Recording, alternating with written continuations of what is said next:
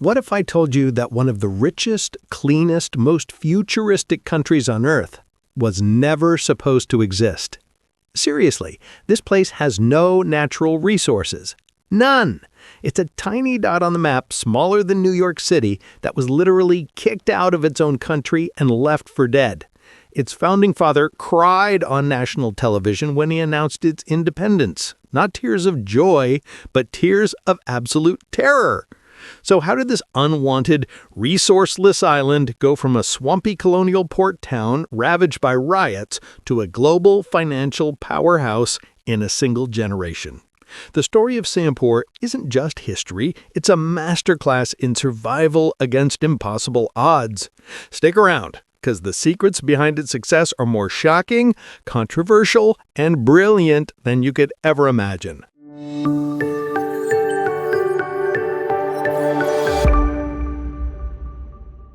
All right, let's rewind. Picture this. It's the mid-20th century. Singapore is, well, it's a bit of a mess. It's basically a swampy, humid port city at the tip of Malaysia. Its only real asset is its location, a strategic choke point for all the ships sailing between the east and the west. The British loved it for that. They called it their Gibraltar of the East. But that importance also made it a target. During World War II, the Japanese army did something everyone thought was impossible. The British had all their giant guns pointing out to sea, expecting an attack from the water. So what did the Japanese do? They just rode bicycles down through the jungles of Malaysia and attacked from the back. It was a humiliating defeat for the British and a brutal wake-up call for Singapore. They learned a hard lesson. You can't rely on a bigger power to protect you. That's a little piece of information you should probably file away because it becomes super important later. So after the war, the British are on their way out and everyone's trying to figure out what's next. Singapore is this weird melting pot of cultures with no real national identity. There are racial tensions, communist insurgencies, and widespread poverty. The place is a powder keg. A brilliant, ambitious young lawyer named Kuan Yew looked at the situation and came to a very logical conclusion.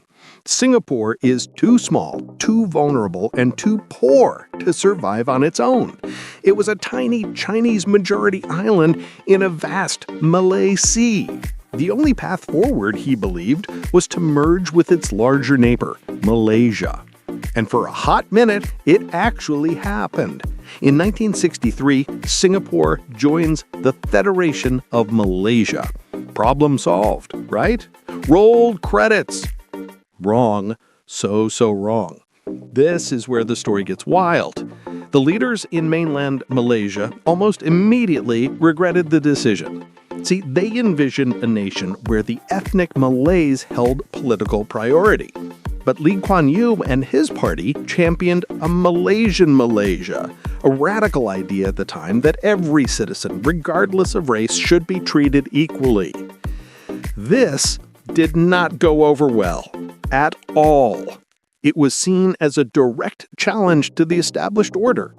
The political tension exploded into brutal race riots on the streets of Singapore. It became clear this marriage was not just failing, it was turning violent. The central government in Kuala Lumpur was terrified that Kuan Yew's charisma and ideas would spread. They saw him as a threat that had to be cut out, like a surgeon removing a tumor. So they did the unthinkable. On August 9, 1965, the Malaysian parliament voted unanimously to expel Singapore from the Federation. Think about that. They didn't just let it go, they kicked it out. They voted 126-0 to cast this little island adrift. Kuan Yew had to announce this to his people. This was his life's work, the merger he fought for crumbling to dust. He thought he had failed. He went on TV and broke down crying. He wasn't crying because his dream of an independent Singapore was realized. He was crying because his dream of a secure Singapore as part of Malaysia was dead. He was now the leader of a country he never wanted, a nation that was never supposed to exist, a tiny island with no army, no natural resources, not even enough water to drink, surrounded by potentially hostile neighbors. How do you even begin to build a country from that? By the way, stories like this, about how nations are forged in fire and overcome impossible odds, are what we love to explore here.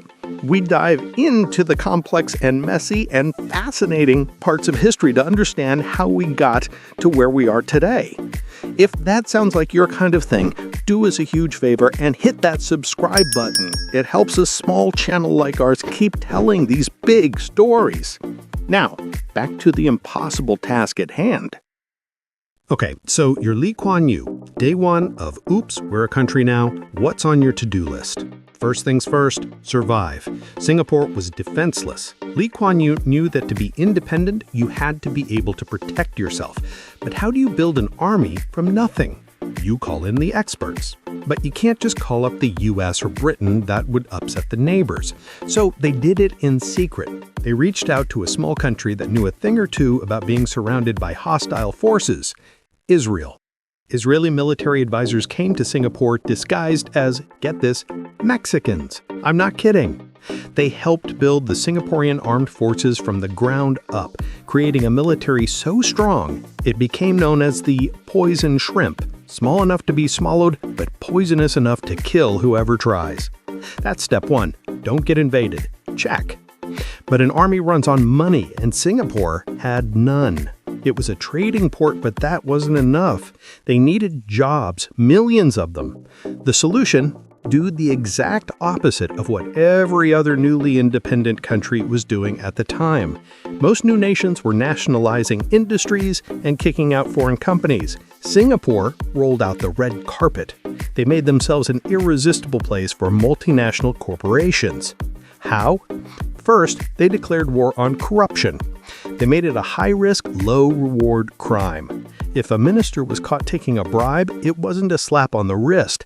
It was the end of their career, their reputation, everything. This created a level of trust and stability that was unheard of in the region. You could do business here without having to bribe 5 different officials. For a global company, that's gold. Second, they educated their people. They knew their only resource was their population, so they pushed English as a common language to make it easy for international business to operate. They poured money into schools, focusing on math, science, and engineering, the skills needed for the new economy they were trying to build. They were literally engineering a new kind of citizen. But here's where the plan goes from smart to borderline social engineering. Remember those race riots? They were a huge problem. If your people are fighting each other, you can't build anything. So the government came up with a radical and honestly pretty authoritarian solution: public housing. They didn't just build apartments, they used them to re-engineer society. The Housing and Development Board, HDB, built massive housing projects. But here's the twist: you couldn't just live wherever you wanted. They implemented a strict ethnic quota for every single building and every single neighborhood. This forced Chinese, Malay, and Indian families to live next to each other, share corridors, and send their kids to the same schools. It was a direct attempt to break down the old ethnic ghettos and force people to integrate. It was incredibly controlling, but you know what? It worked. The large-scale race riots stopped. They applied this top-down, we-know-best philosophy to everything. They cleaned up the notoriously filthy Singapore River. They planted millions of trees to turn the concrete jungle into a garden city. And yes, they brought in strict laws against littering, jaywalking. And famously, in 1992, they banned the import and sale of chewing gum to keep the new subway system clean. To the outside world, it looked bizarre, a nanny state. But to the government, it was all part of the same strategy. Create a first world oasis in a third world region.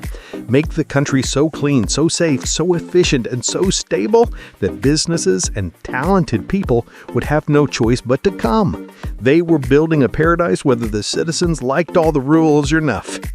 And with every problem they solved, defense, economy, social cohesion, the impossible nation became a little more possible.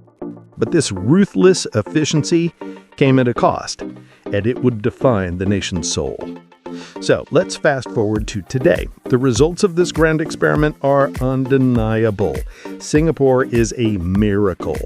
The standard of living is one of the highest in the world. Its students top global education rankings. The airport is consistently voted the best on the planet. Its citizens have the second longest life expectancy. That desperate, crying leader, Kuan Yew, succeeded beyond his wildest dreams. He forged a nation. But what's the lesson here? What's the takeaway from Singapore's impossible story? It's that success, especially this kind of lightning-fast success, always comes with a price tag. The same top-down control that stopped the riots and cleaned the streets also led to a society with significant restrictions. Freedom of the press is limited, public protests are heavily restricted. The government that built the paradise still has an incredibly firm grip on power. The chewing gum ban is funny, but it's also a tiny symbol of a much larger philosophy. The needs of the collective, as determined by the government, far outweigh the freedoms of the individual. Is it a trade-off worth making? Millions of Singaporeans who enjoy the safety, prosperity, and stability would probably say yes. Critics would argue that something essential has been lost. And that's the fascinating paradox of Singapore. It's a country built on pragmatism, not ideology. It wasn't born from a glorious revolution or a fight for freedom. It was born out of a terrifying moment of abandonment. It did what it had to do to survive, and it never stopped. The story of Singapore is a testament to the power of human ingenuity and sheer force of will. But it also serves as a stark reminder that the path to utopia often is paved with compromises. The nation that was never supposed to exist didn't just survive, it thrived in a way that no one could have predicted. It proved that you don't need natural resources or large territory to succeed. All you need is a plan, the discipline to see it through, and perhaps a little bit of that poison shrimp attitude. What do you think? Is the Singaporean model a blueprint for success or a cautionary tale? Let me know your thoughts down in the comments. I'm genuinely curious to hear what you guys think about this.